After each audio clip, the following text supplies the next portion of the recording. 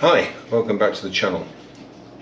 Well, today I'm going to have a look at one of my favourite dishes, which is based around a Bolognese sauce. So this is a dish that I've cooked for probably the last 40 years, and one which all my family and kids really like. So I thought I'd share it with you, and let's have a look at how to do it. So let's start with the ingredients. So for this Bolognese sauce, what we're going to be looking at is about 500 grams of ground beef, lean, some garlic, pepper, an onion, and something that most people don't put in, which is natural yogurt. We're also going to be adding Italian seasoning, and I bought this one from Grape Tree, and it's an excellent one, and obviously salt and pepper. So preparation wise, start with the onion. That's what I normally do, and make sure that you dice it and slice it. So basically take the skin off, and these Spanish onions are absolutely excellent. I'm making this, by the way, in Spain, so I'm making it with I don't know, the ingredients just seem to be so much better here. So once you've skinned it, just put the skin and what have you aside for recycling or compost heaps or whatever, or bin. And then we cut down the onion into just small pieces. Again, there's no need to be massively overzealous with this, because at the end of the day, most of this is going to disappear into the sauce anyway. So I normally chop it down, as you can see, not massively diced. What you're really trying to do is to release the flavour. So once you've got that ready, move on to the red pepper, and with the red pepper, just pour out the seeds and pop the lid off it. Obviously, if there's any blemishes on the outside, then yeah, don't put them in the meal, obviously. But chop this down into, again, bite-sized pieces. It gives the final sauce some substance. As you can see with this pepper, we're just going to get rid of that bit. It's got a bit of a blemish, and then chop down the rest of the pepper into bite-sized pieces.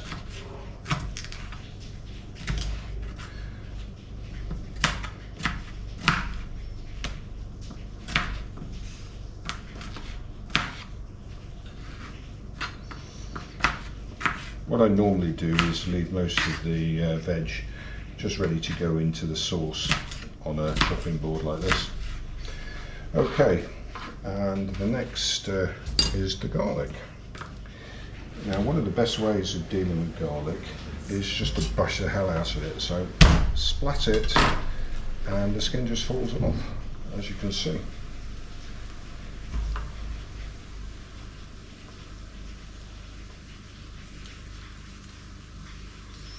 And once you've got a good chunk of the garlic, you can put more in later if you really want to.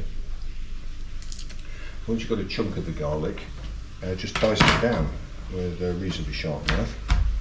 And as you can see, none of this dish requires a great deal of finesse, or indeed culinary skill. It's a dish I've prepared for myself since I was a student, so it's a long time. Okay, so we've got the ingredients ready to go now. So now we'll move over to the stove and take it from there.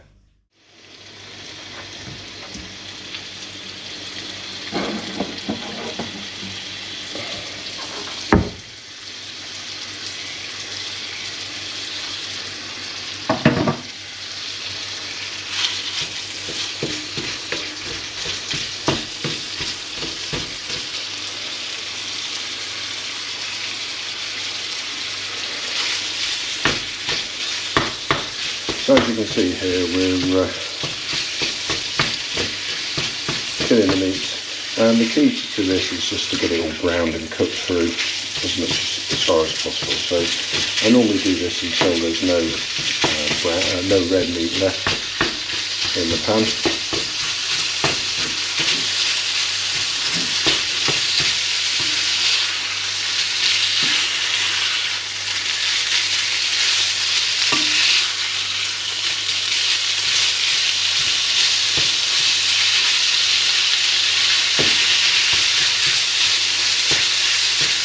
I think the key to this dish, more than anything, is not be frightened about trying new flavours.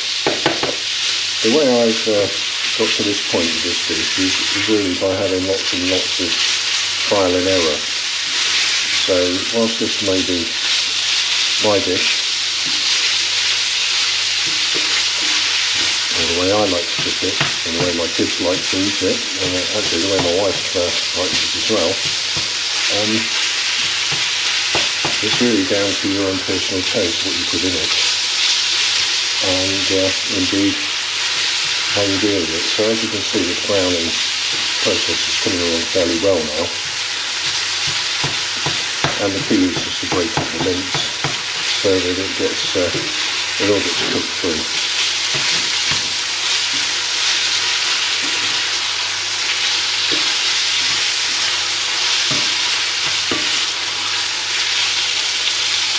Into a dish that's more appropriate.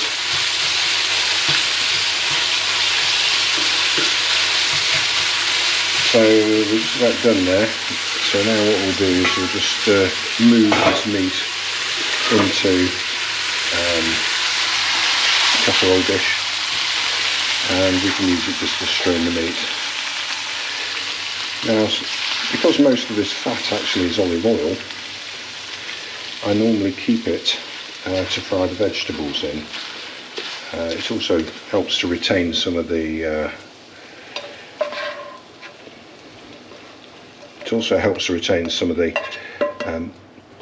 flavour of the meat. So as you can see, we just put that in, and what we'll do now is we'll turn on that.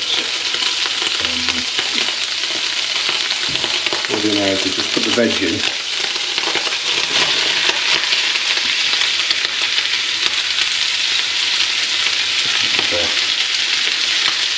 Also appreciate we've not got smelly vision here. This is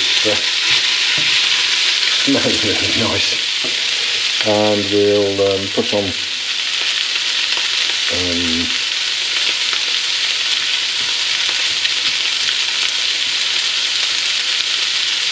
okay, so we've got the meat, we've got the veg cooking nicely, with the garlic, and we've got the meat going nicely on another thing. So I'm going to put in a couple of cans of tomatoes, which we bought from Carrefour earlier on today. So as you can see, this is not a massively expensive meal, and what I'm going to do, just let this thing boil down, smash down the tomatoes, and what we've got is a nice sauce, tomato-based sauce coming along here. As you can see, there's no need to fry the onions other than to soften them a little bit, and same with the rest of the veg really.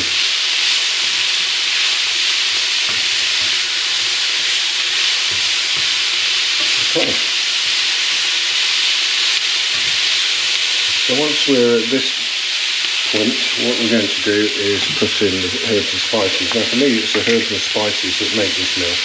So I normally put in a reasonable handful, that's all. Again, you don't need to be shy with herbs and spices, unless it's something like cayenne pepper obviously, or something like that. But these herbs just give the meat this massive flavour, so we're going to put that into the casserole pot now, and you can see why. If you've got a very large frying pan, you don't need to do that, but since most of us don't have very large frying pans, so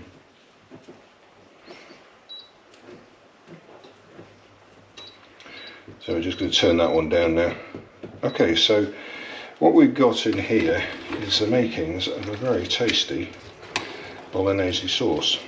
However, what we haven't got is enough moisture in here. So the key I found to making these sauces is this stuff, Greek yogurt.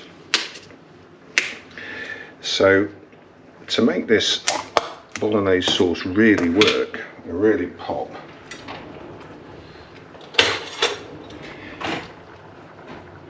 the moisture is provided with a big dollop of Greek yogurt, and by stirring this in, what you've done is you've provided enough moisture to cook the sauce properly. The moisture is provided with a big dollop of Greek yogurt, and by stirring this in, what you've done is you've provided enough moisture to cook the sauce properly.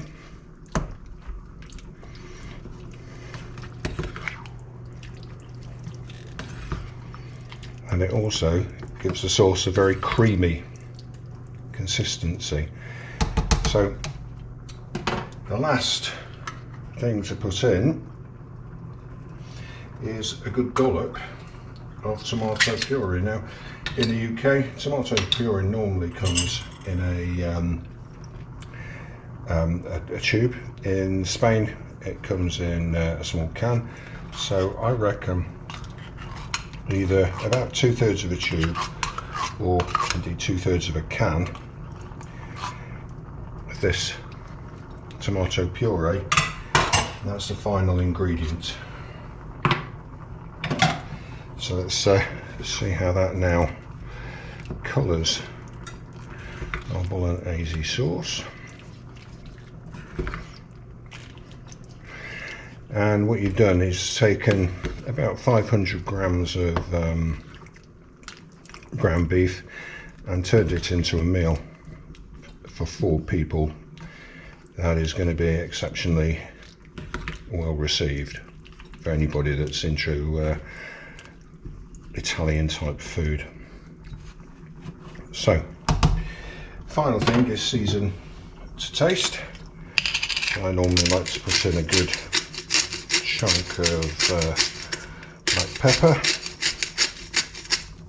probably about a teaspoon, and a similar chunk of salt, again probably about a teaspoon, and then we'll leave it to simmer, and that's it really. The thing's just about cooked now, so leaving it to simmer will just make it better. So the next thing to do is to cook the pasta, and I'm not going to show you how to do that, but I will show you the final sauce once it's cooked. So there we go. So the next thing to do is to simmer. So we'll turn the stove down to about 1/3 of the heat, put the lid on, and ready to simmer. Happy days.